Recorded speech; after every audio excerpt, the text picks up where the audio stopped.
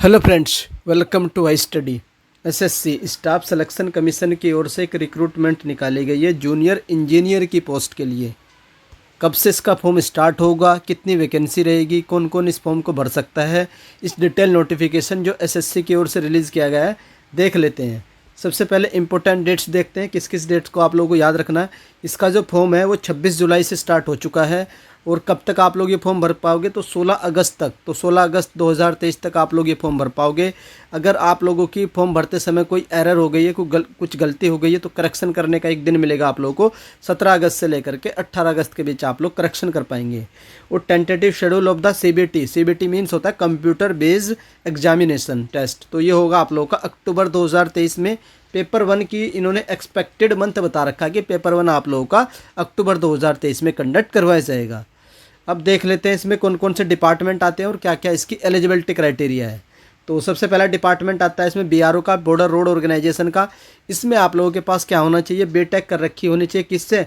JEE civil engineering से, या फिर आप लोगों ने 3 साल का डिप्लोमा कर रखा हो सिविल इंजीनियरिंग से, तब आप लोग इस फॉर्म को भर पाएंगे। उसके बाद 2 year working experience in planning executive, ये सिविल वालों के लिए अगर आप लोगों के पास एक्सपीरियंस भी है। उसके बाद जेई इलेक्ट्रिकल एंड मैकेनिकल भी वाले भी अलाउ रहेंगे बॉर्डर रोड ऑर्गेनाइजेशन में। इलेक्ट्रिकल या मैकेनिकल में आप लोगों ने बीटेक डिग्री कर रखी हो या फिर आप लोगों ने डिप्लोमा कर रखा हो। अगर डिप्लोमा कर रखा है तो आप लोगों के पास क्या होना चाहिए, तब आप लोगों के पास एक्सपीरियंस होना चाहिए। लेकिन अगर आप लोगों ने सिंपली डिग्री कर रखी है तब आप लोगों के पास कोई भी एक्सपीरियंस रिक्वायर्ड नहीं होगा। तो ये होता पहला डिपार्टमेंट आप लोग का, हाँ, बीआरओ वाला। और दोनों में जो आप लोगों की एज लिमिट रखी गई है 30 ईयर रखी गई है। उसके बाद चलते हैं, नेक्स्ट आता है आप लोगों का central water department, central public work department. ये होता है आप लोगों का CPWD। JE civil JE electrical दोनों एलिजिबल है। दोनों के पास क्या डिप्लोमा होना चाहिए या फिर आप लोगों के पास डिग्री होनी चाहिए। उसके बाद सेंट्रल वाटर कमीशन, सिविल वाले भी और मैकेनिकल वाले के पास भी क्या आप लोगों को डिग्री हो या फिर आप लोगों के पास डिप्लोमा होना चाहिए। इसमें कोई वर्क एक्सपीरियंस रिक्वायर्ड नहीं है। उसके बाद नेक्स्ट आता है आप लोगों का department of water resource development rejuvenation Brahmaputra board वाला। इसमें जेई सिविल की वैकेंसी है, सिर्फ आप लोगों को डिप्लोमा वाले एलिजिबल रहेंगे। उसके बाद नेक्स्ट आती है आप लोगों की फरक्का बैराज, जेई सिविल और मैकेनिकल दोनों अलाउड है, लेकिन आप लोगों के पास क्या होना चाहिए, डिप्लोमा होना चाहिए सिर्फ। उसके बाद मिलिट्री इंजीनियरिंग सर्विस, मेरा फेवरेट डिपार्टमेंट आता है MES मिलिट्री इंजीनियरिंग सर्विस। इसमें आप लोगों को क्या पास डिग्री होनी चाहिए सिविल इंजीनियरिंग में या फिर डिप्लोमा होना चाहिए 2 ईयर के एक्सपीरियंस के साथ।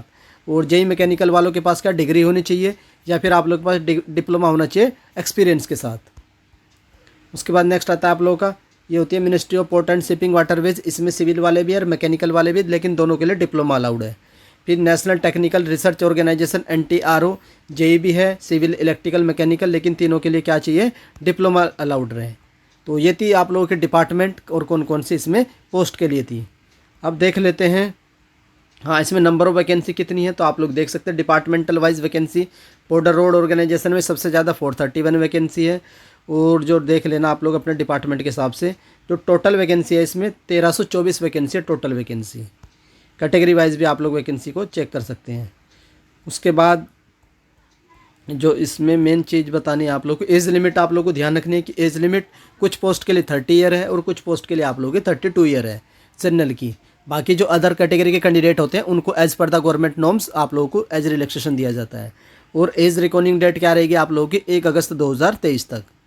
तो ये तो आप लोगों का एज का क्राइटेरिया था। उसके बाद देखते हैं इसमें प्रोसेस कैसे अप्लाई करना है आप लोगों को। फॉर्म अप्लाई होगा आप लोगों का ऑनलाइन एसएससी की जो ऑफिशियल वेबसाइट है, इस वीडियो के डिस्क्रिप्शन में भी दे दूंगा, वहाँ से भी जाकर के आप लोग ऑनलाइन अप्लाई कर पाएंगे। सेंटर ऑफ द एग्जामिनेशन कहाँ पर आप लोग का सेंटर रहेंगे, तो ये आप लोगों का, अगर आप लोग का CR रीजन से भरेंगे तो ये वाले सेंटर रहेंगे। उसके बाद ईस्टर्न रीजन से भरेंगे तो आप लोग ये वाले सेंटर मिलेंगे आप लोग को देखने के लिए।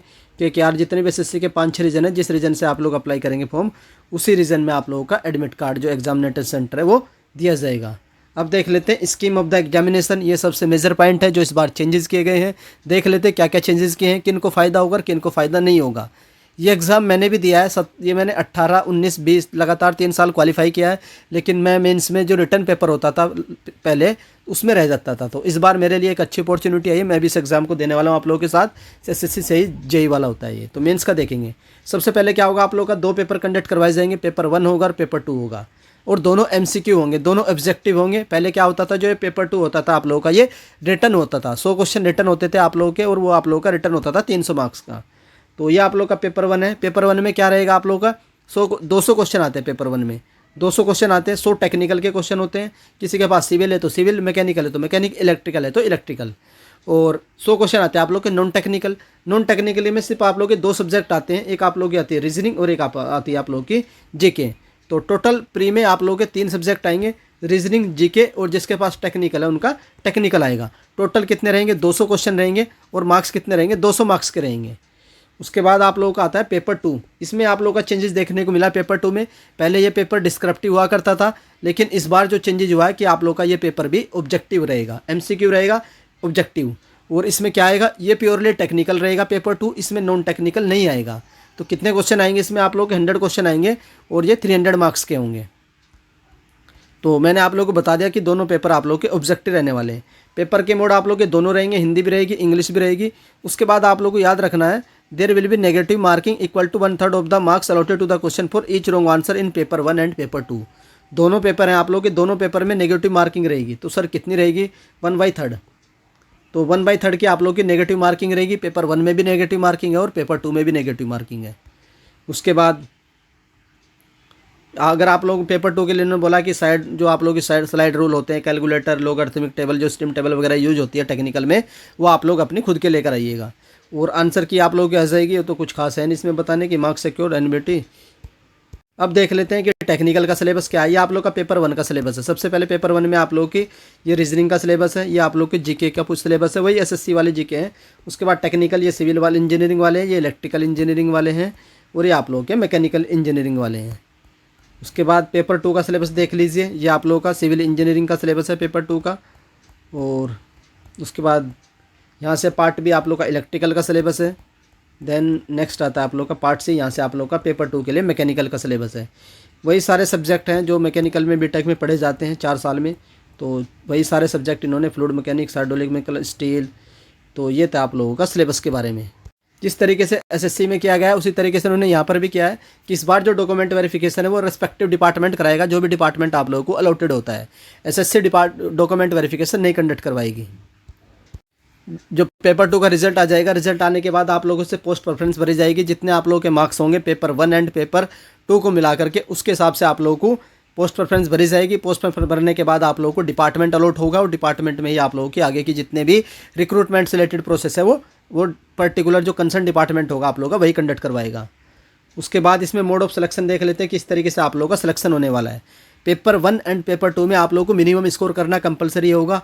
पेपर 1 में और पेपर 2 में जो मिनिमम स्कोर है आप लोगों का, अनरिजर्व कैटेगरी के लिए 30%, ओबीसी के लिए 25% है, और अदर कैटेगरी के लिए आप लोगों का 20% है। अगर आप लोग इतना स्कोर मिनिमम स्कोर नहीं कर पाते तो आप लोग ऑलरेडी डिस्क्वालीफाई कर दिए जाओगे। उसके बाद based on the normalization marks scored in the paper 1, paper 1 multiple shift में होगा तो नॉर्मलाइजेशन भी होगा। उसके आधार पर क्या होगा, CBT will be short listed, आप लोगों को शॉर्ट लिस्टेड किया जाएगा पेपर 2 के लिए। The commission will shall have the discretion to normalize the marks of paper 2 if paper 2 is conducted in multiple shifts and fix different cutoff marks in each part of paper 1 and also in paper 2 taking into consideration among the other category wise। तो ये आप लोगों का normalisation के regarding है। Final selection and allocation of the organization office will be made on the basis of the performance of the candidates in the paper 1 and paper 2 and the preference of the organization office exercised by them। इसका मतलब यह है कि आप लोग का जो final selection होगा पेपर 1 एंड पेपर 2 दोनों के मार्क्स ऐड होंगे। पहले क्या होता था, इसमें जो पेपर 1 होता था उसके मार्क्स ऐड नहीं होते थे। पेपर 1 के मार्क्स सिलेक्शन में एड्स होते थे, पिछली बार भी पेपर 1 के मार्क्स भी ऐड होते थे। लेकिन एसएससी सीजीएल में क्या किया इन्होंने, पेपर 1 के मार्क्स तो क्वालिफाई कर दिया था, लेकिन सीजीएल में क्या किया इन्होंने, दोनों पेपर के मार्क्स ऐड किए जा रहे हैं, क्योंकि सीजीएल इसमें पेपर 1 भी टेक्निकल है और पेपर 2 भी टेक्निकल है। तो आप लोग की जो मेरिट बनेगी वो 500 में से बनेगी।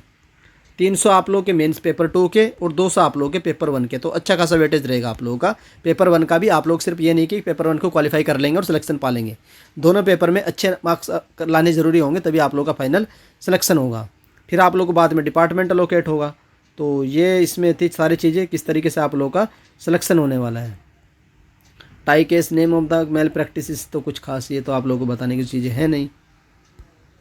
तो आई थिंक मैं आप लोगों को सारी चीज़ें बता चुका हूँ, सारे आप लोगों के डाउट क्लियर हो चुके होंगे। अगर अभी भी आप लोगों का कोई डाउट रह जाता है तो आप लोग कमेंट करके पूछेगा, वो डाउट आप लोगों का कमेंट्स में क्लियर हो जाएगा। अब एक मेजर जो आप लोगों को दिक्कत आती है आप लोगों के साथ, जब आप लोग अपना एप्लीकेशन फॉर्म भरते हैं तो उसका स्टेटस आता है तो आप लोग का फॉर्म रिजेक्ट हो जाता है। तो रिजेक्ट होने का जो मेजर कोज होता है, जो मेन कारण होता है, वो होता है आप लोग का फोटोग्राफ। तो फोटो आप लोग इस तरीके से अपलोड करिएगा जो इन्होंने यहाँ पर सैंपल दे रखा है, ये लास्ट में नोटिफिकेशन में मिल जाएगा। इस तरीके का ये फोटो आप लोग का एक्सेप्टेबल रहेगा। इसके अलावा अगर आप लोग ऐसा करेंगे या धुंधला पुंधला या कैप वैप लगा के, या फिर आप लोग ये ब्लर वाला फ़ोटो हो गया, या फिर आप लोग का डार्क हो गया, गॉगल्स के साथ अपलोड करोगे, या फिर सबसे छोटा फोटो अपलोड कर दोगे, तो इस तरीके के अगर आप लोग अजीब तरीके के फ़ोटो अपलोड करोगे तो आप लोग का फॉर्म रिजेक्ट होगा। तो पहली बार ट्राई करना कि फॉर्म रिजेक्ट ना हो, फ़ोटो वही अपलोड करना जो एक्सेप्टेबल हो। ये इन्होंने एक्सेप्टेबल फोटोग्राफ दे रखा है, एकदम क्लियरली विजिबल है, लाइट बैकग्राउंड है, वाइट बैकग्राउंड ट्राई करना, और पूरे जितना भी है उसका पासपोर्ट साइज़ वही फोटो एक्सेप्टेड रहेगा। बाकी अदर का अगर आप लोग एक्स्ट्रा कलर या टू क्लोज बॉर्डर वाले इस तरीके के फोटोग्राफ अपलोड करोगे तो आप लोग का जो फोटो की वजह से आप लोग का जो एप्लीकेशन फॉर्म है रिजेक्ट हो जाएगा। तो ये मुझे आप लोगों को बताना था, सारे इन्फॉर्मेशन दे चुका हूँ। अगर आप लोगों का कोई भी डाउट है तो आप लोग कमेंट सेक्शन में पूछ लीजिएगा। और एक बात और जो मैं अभी क्लियर कर देता हूँ, इसमें आप लोग कोई भी जो भी आप लोगों के जो पॉलिटेक्निक से नीचे वाला आते हैं, अगर कोई टेक्नीशियन वगैरह के जो वाले बच्चे हैं वो इसका फॉर्म नहीं भर पाएंगे। किसी ने अगर मान लिया ITI का रखी है तो ITI वाले ITI, तो ITI की इसमें कोई भी रिक्रूटमेंट नहीं है, या तो डिप्लोमा या फिर डिग्री। डिप्लोमा के साथ आप लोग के पास क्या होना चाहिए, एक्सपीरियंस, और डिग्री के साथ आप लोग के पास कुछ भी एक्सपीरियंस की रिक्वायर्ड नहीं है। आई होप आप लोगों को हाई स्टडी चैनल की ओर से दी गई इन्फॉर्मेशन पसंद आई होगी।